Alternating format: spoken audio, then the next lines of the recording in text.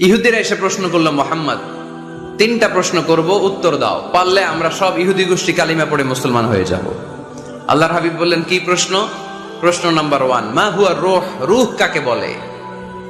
রূহ থাকলে মানুষ নড়ে, রূহ না থাকলে পড়ে যায়, এটা কি? 2 নাম্বার প্রশ্ন, আসহাবে কাহাফ সম্পর্কে তুমি কি জানো বলো। 3 নাম্বার প্রশ্ন, যুলকারনাইন সম্পর্কে কি জানো বলো। আল্লাহর হাবিব বললেন, আমি জানি না। কি বললেন? আগামীকাল জেনে জানাই দিব, গদান উজিবুকুম। তারা ফিরে গেল, এরপরের দিন এসে হাজির। আল্লাহর হাবিব বলতে পারলেন না, আবার বললেন গদান উজিবুকুম, আগামীকাল বলবো। ইহুদিরা তারপরের দিন এসেও হাজির। আল্লাহর হাবিব বললেন গদান উজিবুকুম, আগামীকাল বলে দিব। কিন্তু ওহিও আসে না, আল্লাহর হাবিব প্রশ্নের উত্তরগুলো বলতেও পারে, কারণ তিনি তো মন গড়া কিছু বলেন না। ওহি নাজিল হলে সেটার আলোকে তিনি বলেন, ঠিক কিনা? এভাবে 1 দিন নয়, 2 দিন নয়, 5 দিন নয়, 10 দিন নয়, টানা 15 দিন বিশ্বনবীর কাছে আল্লাহ ওহী পাঠানো বন্ধ রাখলেন। সুবহানাল্লাহ পড়েন। বিশ্বনবীর কাছে এই 15টা দিন ছিল সবচেয়ে অসহ্যকর, অস্বস্তিকর 15টা দিন। হায় হায়, ওরা এসে প্রতিদিন উত্তরের জন্য বসে থাকতো আর হাসাহাসি করতো, দেখো এই লোকটা বলে এই লোকটা নাকি সত্য নবী। যদি সত্য নবী হতো তাহলে তো উত্তর দিতে পারতো, পারে না কেন? তাহলে সে ভণ্ড নবী। নাউজুবিল্লাহ পড়েন।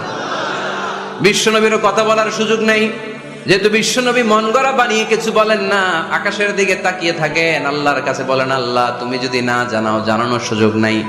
বিশ্বনবীকে আল্লাহ 15 দিন ওহী থেকে মাহরুম রাখলেন, কারণ বিশ্বনবী যখন বললেন গদান উজিবুকুম, আগামীকাল বলবো, এর সাথে বিশ্বনবী ইনশাআল্লাহ জুড়ে দেন নাই। ইনশাআল্লাহ বলতে ভুলে গেছিলেন। তাই বিশ্বনবীকে শিখানোর মাধ্যমে গোটা উম্মাকে শিখানোর জন্য আল্লাহ আয়াত নাজিল করলেন, ওয়ালা তাকুলান্না লিশাইইন ইন্নী ফাঈলুন যালিকা গাদা ইল্লা আইয়াশা আল্লাহ। নবী হে, এখন থেকে ভবিষ্যতের ব্যাপারে যদি কোনো ওয়াদা দেন, কোনো কথা বলেন, ওই কথার সাথে ইনশাআল্লাহ যুক্ত করে দিয়ে। এজন্য কাউরে যদি ওয়াদা দেন, ভবিষ্যতের ব্যাপারে কমিটমেন্ট দেন, সাথে কি বলবেন? যদি বলেন যে ভাই আগামীকাল আপনার সাথে আমি দেখা করব, আগামীকাল আমি দেশের বাইরে চলে যাব, আগামীকাল আমি ওমরা করতে যাচ্ছি, সবসময় ইনশাআল্লাহ বলতে মনে থাকবে। এরপরে বিশ্বনবী যখন ইনশাআল্লাহ বলে ফেললেন, আল্লাহ কোরআনের আয়াত নাজিল করলেন।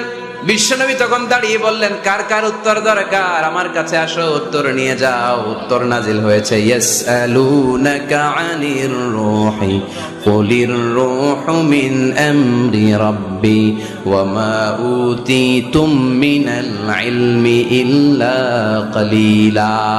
2 নাম্বার উত্তর, আম হাসিবতা আন্না আসহাবাল কাহফি ওয়ার রাকিব কানু মিন আয়াতিনা আজাবা।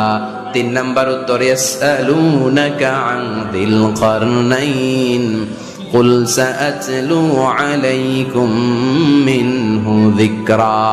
সুবহানাল্লাহ পড়তে হবে।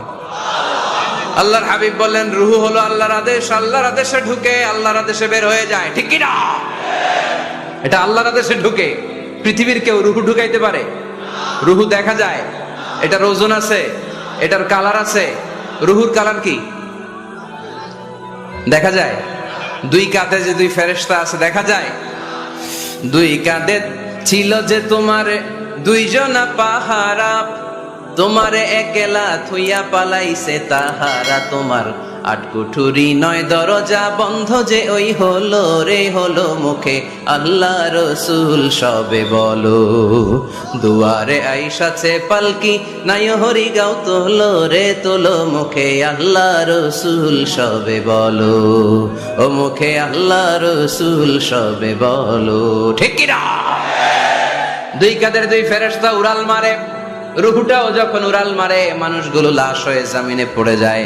বিশ্বনবী এবার কোরআনের ওহী পেয়ে বলে দিলেন, রূহ হলো আল্লাহর আদেশ, আল্লাহর আদেশে ঢুকে আল্লাহর আদেশে দেহ থেকে বের হয়ে যায়। 2 নম্বর প্রশ্নের উত্তর দিলেন আসহাবে কাহাফ। 7 জন যুবক আল্লাহর জমিনে আল্লাহর দ্বীনকে বাস্তবায়নের জন্য গুহার ভেতরে যে ঘুমিয়ে পড়েছে। 309 বছর পরে তাদেরকে জাগিয়ে দিয়েছে কে? যুলকারনাইনের ব্যাপারে বিশ্বনবী জানিয়ে দিলেন, গোটা বিশ্বে 4 জন বাদশা ছিল, 2 জন মুসলিম 2 জন কাফের। যুলকারনাইন এমন একজন বাদশা যিনি গোটা বিশ্বকে শাসন করেছেন। সুবহানাল্লাহ পড়েন।